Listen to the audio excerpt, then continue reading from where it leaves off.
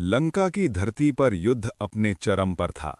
चारों ओर शंखनाद, धनुष की टंकार और योद्धाओं की गर्जना गूंज रही थी।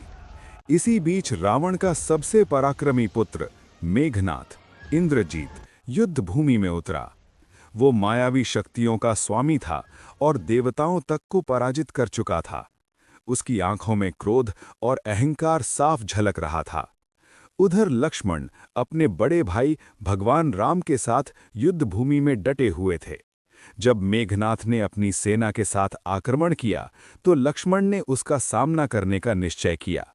उनके साथ वानर सेना के महान योद्धा और भगवान राम के भक्त हनुमान भी उपस्थित थे। मेघनाथ ने अपने रथ से आकाश में उड़ते हुए मायावी युद्ध शुरू किया। वो कभी दिखाई देता, कभी अदृश्य हो जाता।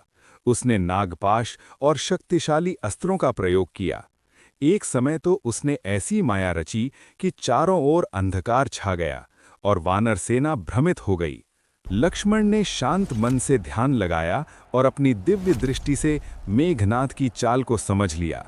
उन्होंने एक के बाद एक तीव्र बाण छोड़े, जो आकाश को चीरते हुए मेघनाथ की ओर बढ़े। दोनों के बीच भीषण युद्ध होने लगा। धनुष की टंकार से आकाश कांप उठा। मेघनाथ ने क्रोधित होकर शक्तिशाली शक्ति अस्त्र चलाया, जो लक्ष्मण को लगा और वे गंभीर रूप से घायल होकर भूमि पर गिर पड़े। ये देखकर पूरी सेना में शोक छा गया। हनुमान तुरंत उन्हें उठाकर राम के पास ले गए। राम का हृदय व्याकुल हो उठा, लेकिन उन्होंने धैर्य रखा। तब वैद्य ने बताया कि लक्ष्मण को बचाने के लिए हिमालय से संजीवनी बूटी लानी होगी। हनुमान बिना देर किए उड़ चले और पूरा पर्वत ही उठाकर ले आए। उस दिव्य औषधि से लक्ष्मण पुनः स्वस्थ हो गए। अब लक्ष्मण का संकल्प और भी दृढ़ हो चुका था। वे पुनः युद्ध भूमि में लौटे।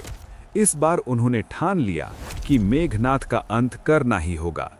मेघनाथ निकुंभिला में यज्ञ कर रहा था, जिससे उसे अजेय शक्ति मिलती। लक्ष्मण और हनुमान वहां पहुंचे और उसका यज्ञ भंग कर दिया। इससे क्रोधित होकर मेघनाथ ने लक्ष्मण पर हमला कर दिया। अब दोनों के बीच अंतिम और सबसे भयंकर युद्ध शुरू हुआ।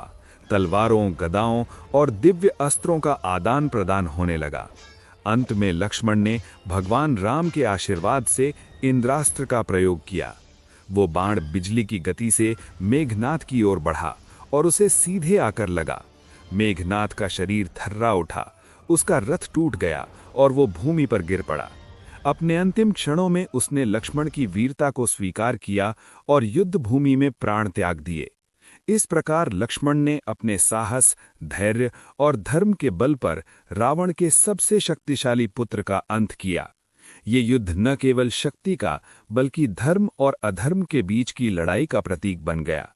युद्ध भूमि में शांति छा गई और सभी योद्धाओं ने लक्ष्मण की वीरता का सम्मान किया। भगवान राम ने अपने भाई को गले लगाया और कहा, तुमने धर्म की रक्षा की है लक्ष्मण। इस विजय के साथ रावण की शक्ति कमजोर पड़ने लगी और लंका विजय का मार्ग प्रशस्त हुआ।